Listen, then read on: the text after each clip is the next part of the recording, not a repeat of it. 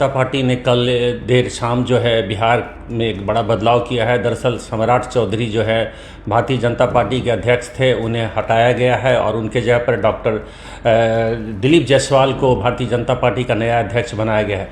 दरअसल डॉक्टर दिलीप जायसवाल जो हैं अभी बिहार सरकार में भूमि एवं राजस्व मंत्री हैं और उन्हें जो एक नई जिम्मेदारी दी गई है और ये जिम्मेदारी जो है भारतीय जनता पार्टी के अध्यक्ष के रूप में दिया गया है। और कल ही इसकी एक नोटिफिकेशन हुई केंद्र के जो शीर्ष जो नेतृत्व है, कल उन्होंने डॉक्टर जायसवाल को नया भारतीय जनता पार्टी अध्यक्ष बनाया है। दरअसल भारतीय जनता पार्टी का एक नियम है कि एक व्यक्ति एक पार्टी एक पद का जो नियम है, उसी के तहत ये कयास लगाए जा रहे थे कि जल्द ही सम्राट चौधरी को पार्टी अध्यक्ष से हटाना है। और अभी जो है ये सम्राट चौधरी जो हैं बिहार के डिप्टी सीएम हैं और भारतीय जनता पार्टी के जो स्टेट शाखा है उसके अध्यक्ष भी थे। और यही कारण है कि ये जिम्मेवारी जो है दिलीप जायसवाल को ट्रांसफ़र किया गया है और आज से जो है दिलीप जायसवाल भारतीय जनता पार्टी बिहार के अध्यक्ष होंगे। और उनसे जब बात की मीडिया वालों ने, तो उन्होंने साफ तौर पे कहा कि दरअसल जो सम्राट चौधरी ने जो ये दायित्व जो मुझे दिया गया है, उनके बाद जो हमें दायित्व दिया गया है, इस दायित्व पर हम काम करेंगे और कहीं ना कहीं अगला जो 2025 में जो लोकसभा का ये विधानसभा का चुनाव होना है, उस चुनाव में हम नीतीश कुमार के नेतृत्व में ही चुनाव लड़ेंगे। मैं बता दूं कि डॉक्टर जायसवाल जो हैं अभी बिहार सरकार में भूमि एवं राजस्व मंत्री भी हैं, उन्हें भी कहीं ना कहीं एक पद छोड़ना पड़ेगा। और दरअसल ये खगड़िया से आते हैं और 2009 से एमएलसी हैं और यही कारण है कि इन्हें एक जिम्मेदारी दी गई है, अच्छा जिम्मेदारी मिला है। और वहीं भारतीय जनता पार्टी के जो कार्यकर्ता है उनमें भी काफ़ी हर्ष है, काफ़ी खुशी है कि दरअसल सम्राट चौधरी अब बिहार के सिर्फ उप मुख्यमंत्री रहेंगे और वहीं जो है डॉक्टर जायसवाल जो है वो भारतीय जनता पार्टी के नए अध्यक्ष बनेंगे और उनको जिम्मेदारी दे दी गई है। और दरअसल अब नए अध्यक्ष के रूप में काम अपना शुरू कर दिए है डॉक्टर दिलीप जायसवाल ने। मुझे अध्यक्ष पद की जिम्मेदारी दी गई और भगवान से मैं प्रार्थना करता हूँ कि मुझ में शक्ति दे कि मैं अपनी जिम्मेदारी को निर्वहन करते हुए अपने पार्टी और संगठन को मजबूत कर सकूं। पहले से आपको उम्मीद थी या अचानक से फैसला हो गया? नहीं, ऐसी कोई उम्मीद नहीं थी। कल रात तक भी मुझे पता नहीं था। 11 बजे रात के बाद ये पता चला कि इस तरह का फैसला केंद्र ले रही है। सामने विधानसभा चुनाव है, लोकसभा की कारकर्दगी अच्छी नहीं थी, शायद इसलिए उनको हटाया। देखिए, लोकसभा के चुनाव में हम 174 विधानसभा में काफ़ी मतों से आगे रहे और जब भी नीतीश कुमार जी के नेतृत्व में और एनडीए गठबंधन ने चुनाव लड़ा है, तो अगर 15 साल का आप इतिहास देखिए तो एनडीए गठबंधन बहुत ही भारी बहुमत से जो है आगे बढ़ा है। इसलिए कोई चुनौती नहीं है। सम्राट जी बहुत ही अच्छे हमारे विधायक दल के नेता हैं और उनकी जिम्मेदारी उप मुख्यमंत्री की है और विधायक दल की नेता की है, पार्टी के नेता हैं। राजद वाले कह रहे हैं कि नीतीश कुमार के खिलाफ बोले थे, जब विपक्ष में थे तो पहले पगड़ी उतरवाए, फिर अब जो है कुर्सी से उतरवा दिए हैं। देखिए, है क्या, राजद वाले को तो कोई काम नहीं है। इंसान को हर वक्त अपना घर झांकना चाहिए और उनको भारतीय जनता पार्टी के घर झांकने का कौन अधिकार दे दिया? इसलिए जो है अपनी अपनी राजनीतिक दुकानदारी चलाने के लिए नेता लोग इसी तरह बात करते हैं। अभी बीजेपी के पूर्व प्रदेश अध्यक्ष सम्राट चौधरी से मुलाकात करके आए हैं, क्या कुछ गृह मंत्री मिला है उनके द्वारा? नहीं, सम्राट चौधरी जी से बातचीत चल रही थी कि आगे का कैसे कार्यक्रम तय करना है। जब भी कोई अध्यक्ष नया बनते हैं तो जो पहले अध्यक्ष होते हैं उनके साथ मिलकर के आगे की रणनीति तय करते हैं। आखिरी सवाल, नीतीश के साथ रहेंगे, आपकी भी वही यथावत फैसला है? नीतीश कुमार जी के नेतृत्व में, मजबूत नेतृत्व में जो है भारतीय जनता पार्टी और एनडीए गठबंधन चुनाव लड़ेगी। और ये चर्चा तो कहीं है ही नहीं, कोई मतलब ही नहीं है कि नेतृत्व तो हमारा नीतीश कुमार जी के नेतृत्व में ही चुनाव लड़ता है। उनसे भी आपको मिला है? प्रदेश अध्यक्ष आप बने हैं, शुभकामनाएं मिली हैं उनसे? सभी लोगों ने शुभकामना दिया है, सभी लोगों ने। मेरा स्वभाव ही ऐसा है कि सभी दल के लोग मुझे शुभकामना देते हैं और मेरा बस चले तो मैं दल ही समाप्त कर दूं, एक दल मिला करके ही बिहार चला। दोस्तों, मनसे प्रमुख राज ठाकरे ने एक बड़ा ऐलान किया है। उन्होंने ये ऐलान किया है कि आने वाला जो महाराष्ट्र विधानसभा चुनाव है, मनसे अकेले लड़ेगी। उन्होंने ये तक कहा है कि मनसे 220 से ज़्यादा सीटों पर आगामी महाराष्ट्र विधानसभा चुनाव लड़ेगी। आपको बता दें कि राज ठाकरे ने लोकसभा चुनाव में बिना स्वार्थ, बिना शर्त के बीजेपी लेड एनडीए अलायंस को समर्थन दिया था। उन्होंने पीएम मोदी के साथ शिवाजी पार्क में एक रैली को भी संबोधन किया था, नरेंद्र मोदी जी के लिए वोट मांगा था। अब उनका ये कहना कि आने वाला महाराष्ट्र विधानसभा चुनाव मनसे अकेले लड़ेगी, इससे महाराष्ट्र की राजनीति काफी गर्मा गई है और अब ये चर्चा होने लगी है कि मनसे के अकेले चुनाव लड़ने से कौन सी पार्टी को फायदा होगा, कौन सी पार्टी को नुकसान होगा। मैं सैफ खान, ANB न्यूज, मुंबई। आज हिंदू युवा वाणी गाजियाबाद के जिला अध्यक्ष ने यहाँ महंत नारायण गिरी और अन्य कार्यकर्ताओं के साथ गर्व से कहो हम हिंदू हैं, इसके हर दुकानदार के दुकान के आगे पोस्टर लगाए हैं और इन्होंने बात करते हुए हमें बताया कि गर्व से कहो हम हिंदू हैं। हम सभी दुकानदारों को, भाई बहनों को अपनी दुकान के आगे पोस्टर लगाना चाहिए। मुख्यमंत्री जी का जो निर्देश था हमें उसका पालन करना चाहिए, क्योंकि गंगोत्री हरिद्वार से कावड़ लेकर, जल लेकर हमारे हिंदू भाई आते हैं और जब भारत का, पूरे देश का पर्व, बड़ा सबसे बड़ा त्यौहार होता है, कई लोग जब कावड़ लेके आते हैं तो वहाँ पर होटलों में गंदगी होती है। दूसरे समुदाय के लोग वहाँ खाने में थूक देते हैं, फलों पे थूक देते हैं। इसका कई दफ़े वीडियो भी वायरल हुआ है। जो मुख्यमंत्री जी चाहते हैं उसी का हर जिले में पालन होना चाहिए और हर दुकानदार को अपना नाम लिखकर लगाना चाहिए, चाहे वो किसी भी धर्म का हो।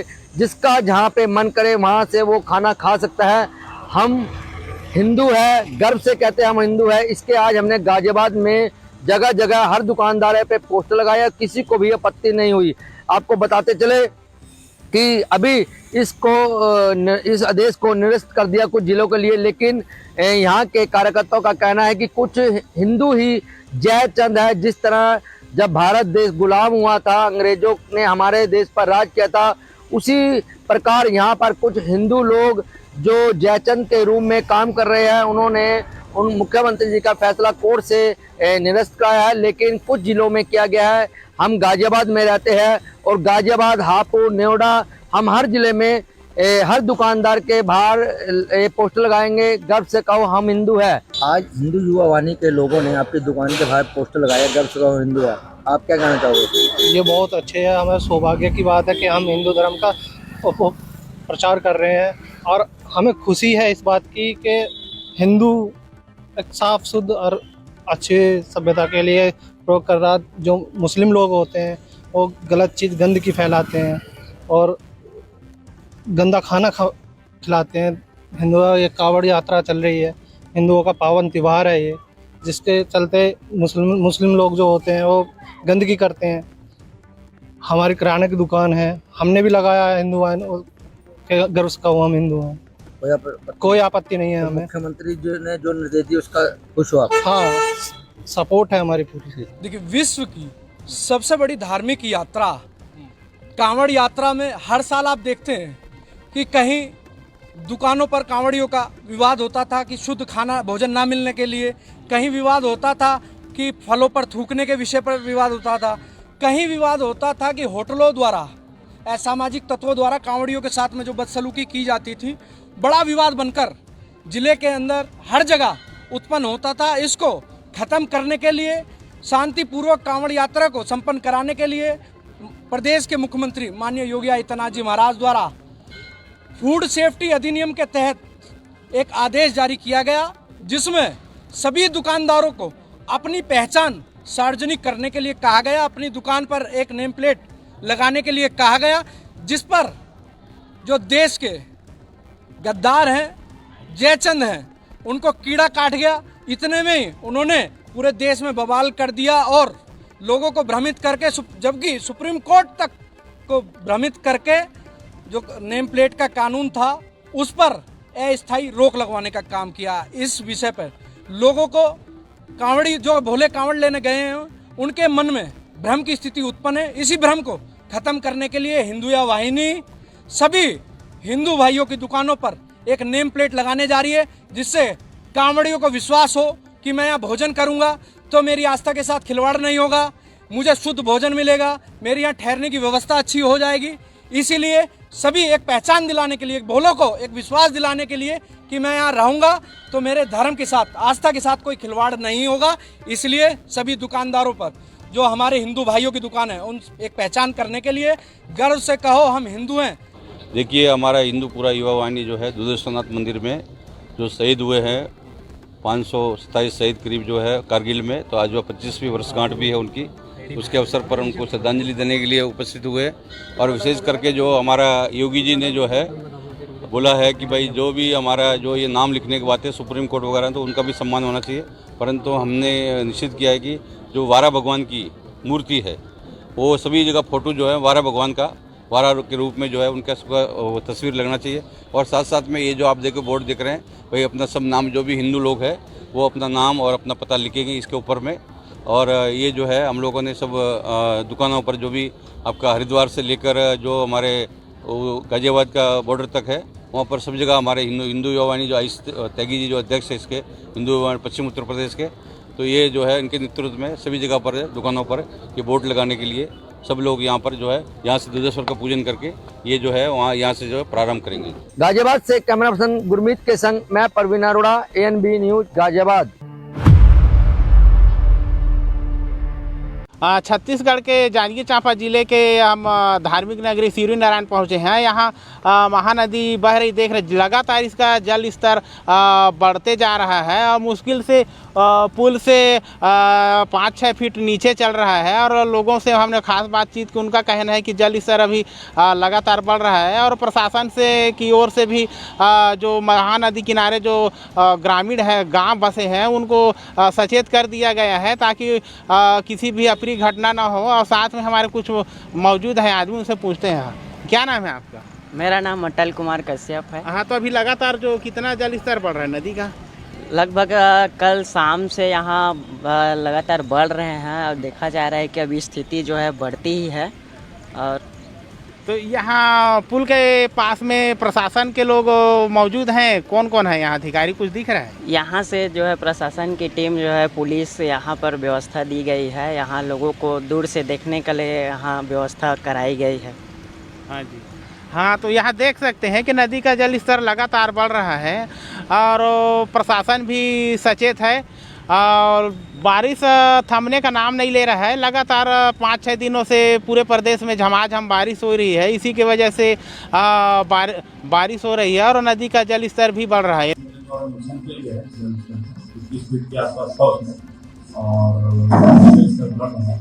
हम लोगों ने SDRF की टीम को अलर्ट कर दिया, हमारा प्रशासन भी अलर्ट हुआ, गाँव में नदी वगैरह में करवा है, जो भी राहत बचाव का उपाय है तो किया जाए।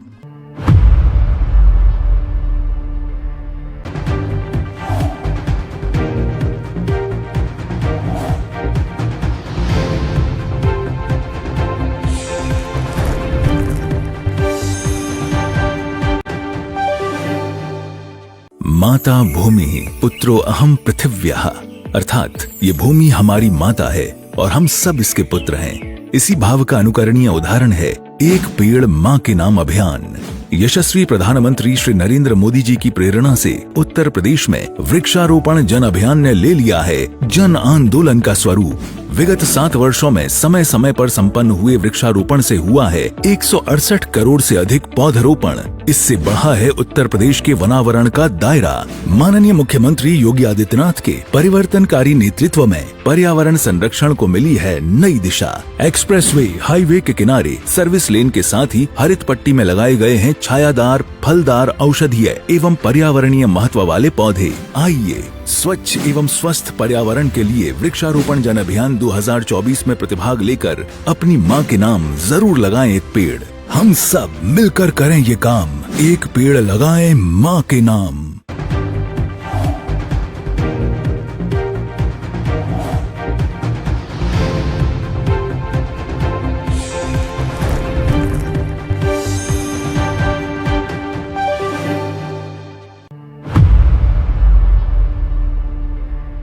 हिमाचल प्रदेश में मौसम विभाग की तरफ से आज के लिए 5 जिलों को जो भारी बारिश है उसकी चेतावनी जारी की गई है और ये जिले हैं ऊना, बिलासपुर, कांगड़ा, सोलन और सिरमौर। इन जिलों के लिए अलर्ट जारी किया गया और ये कहा गया है कि इनमें ये जो जिले हैं इनमें कई स्थानों में भारी से भारी बारिश हो सकती है और इस दौरान एहतियात बरतने की सलाह जो है वो लोकल लोगों को दी गई है।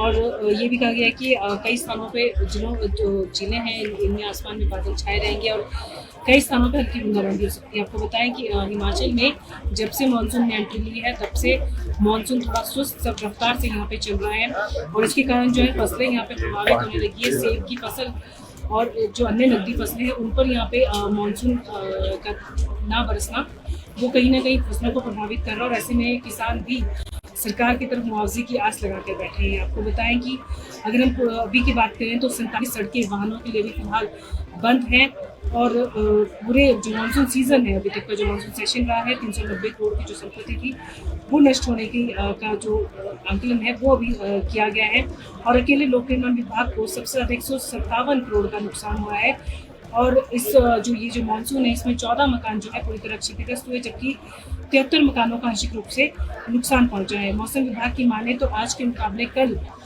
जो 7 जिले हैं उनके लिए येलो अलर्ट जारी किया गया और कहा गया है कि भारी से भारी बारिश हो सकती है। इस दौरान जो लोग हैं उनको कहा गया है कि एहतियात बरतें और मौसम के हिसाब से अपनी यात्रा जो है वो तय करें। शिमला से ANB न्यूज़ के लिए मैं नरही थाने द्वारा अवैध वसूली को लेकर के जिस तरह से ADG जोन वाराणसी और DIG आजमगढ़ परिक्षेत्र द्वारा जो जिस तरह से कार्रवाई की गई है उसको लेकर के जो है तरह तरह की चर्चाएं आम हो गई है। आपको बता दें कि इसी बात को लेकर के आज मीडिया ने जब फेफना विधानसभा के विधायक संग्राम सिंह यादव से पूछा तो उन्होंने कहा कि जो है इस मामले को मैं विधानसभा में जो अगला सत्र जो बीत चुका है उसी में मैं उठाया था, लेकिन और SP बलिया से भी मैं कहा था कि जो है नरही थाने पे अवैध वसूली जो है की जा रही है, इस मामले पे आप संज्ञान लेंगे तो बहुत अच्छा रहेगा। लेकिन चूँकि उस वक्त जो है SP जो है इस बात को बोले कि जो है मैं कार्रवाई करूँगा और हल्के तरीके से कार्रवाई किए और आज इस मामले को लेकर के जब देखा गया तो ADG जोन द्वारा और DIG द्वारा जब कार्रवाई हुई तो ये बातें जो है सत्य सिद्ध हुई। इसी बात को लेकर के संग्राम सिंह यादव ने कहा कि जो है कहीं ना कहीं ये जो है वसूली करोड़ों रुपये की महीने की होती थी। मैं इस बात को पहले भी कहा था कि ये बालू की तस्करी हो चाहे जो है गौ तस्करी हो चाहे जो है शराब तस्करी हो, सिर्फ बालू की तस्करी से ही जो है करीब 1.5 करोड़ रुपये जो है हर महीने जो है वसूला जाता था। और उन्होंने ये भी कहा कि सरकार देरी से ही सही लेकिन जो है जो कार्रवाई की है वो बहुत अच्छी कार्रवाई है, लेकिन इसमें जो है पूर्ण रूप से कार्रवाई होनी चाहिए और जो दोषी पाए जाते हैं उनके खिलाफ जो है सख्त कार्रवाई होनी चाहिए। मैं इस मामले को लेकर के बस ये भी कहना चाहता हूँ कि जो है जिस तरीके से ये कार्रवाई हुई है उसी तरह सरकार को ये भी सोचना चाहिए कि जो है जो नदी के किनारे जो है गोदाम बने हुए हैं, पहले भी शराब की खपत होती थी लेकिन गोदाम जो बने हुए हैं अभी अचानक कैसे शराब की खपत इतनी बढ़ गई है बलिया में, ये भी सरकार को सोचने वाली बात है। सरकार को इस पे भी जांच करनी चाहिए। अभी तो बलिया जिला से जो लगे हुए क्षेत्र हैं नदी के किनारे जैसे सिकंदरपुर है, बैरिया है और जैसे उभाव थाना क्षेत्र है, नरही थाना क्षेत्र है, नरही में तो कार्रवाई हुई है, लेकिन जो नदी क्षेत्र से लगे हुए क्षेत्र हैं जो थाना क्षेत्र है उसकी भी कार्रवाई करनी चाहिए, उस थाने की भी कार्रवाई करनी चाहिए। ये जो है विधायक ने कहा, जो फेफना विधानसभा के विधायक है संग्राम सिंह यादव, उन्होंने कहा कि अभी इस मुद्दे को मैं फिलहाल मैं उठाऊंगा जो आने वाला सत्र है, लेकिन अभी मैं सरकार से और मीडिया के माध्यम से ये सरकार से मैं कहना चाहता हूँ। और मैंने उठाया इसको, और सरकार को जब कोई विधायक सदन में उठाता है तो उसका संज्ञान लीजिए। और अक्षरशः सत्य हुई मेरी बात, तो सोचिए कि अगर ये बात कितने दिनों से चल रहा था तो ये कितना पैसा बलिया जनपद के कार्रवाई होनी चाहिए। मैं तो कहता हूँ बलिया जनपद के थानों पर बहुत से जनप्रतिनिधि फ़ोन करते होंगे।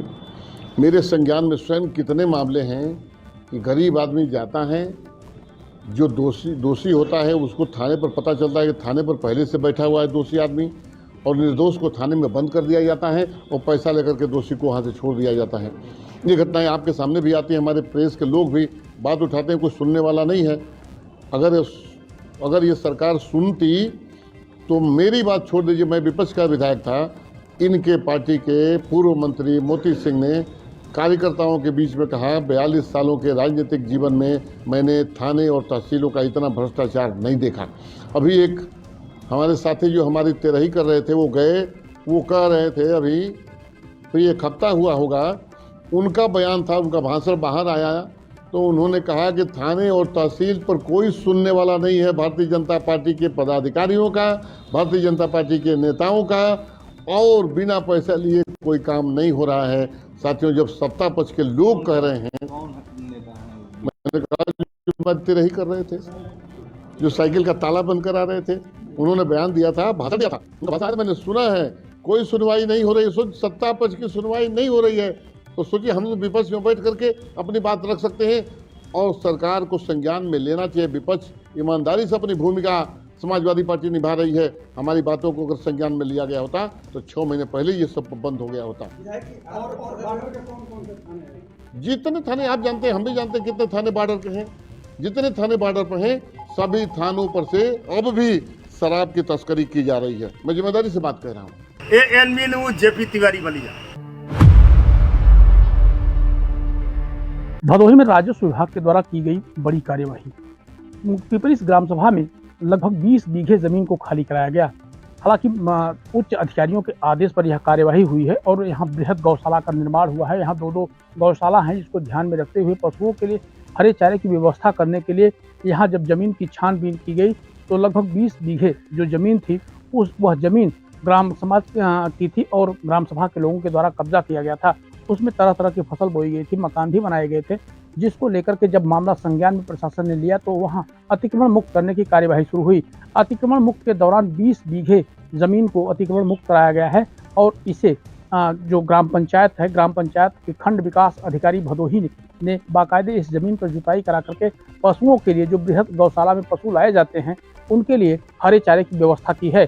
भदोही से ANB न्यूज़ के लिए आनंद तिवारी की रिपोर्ट।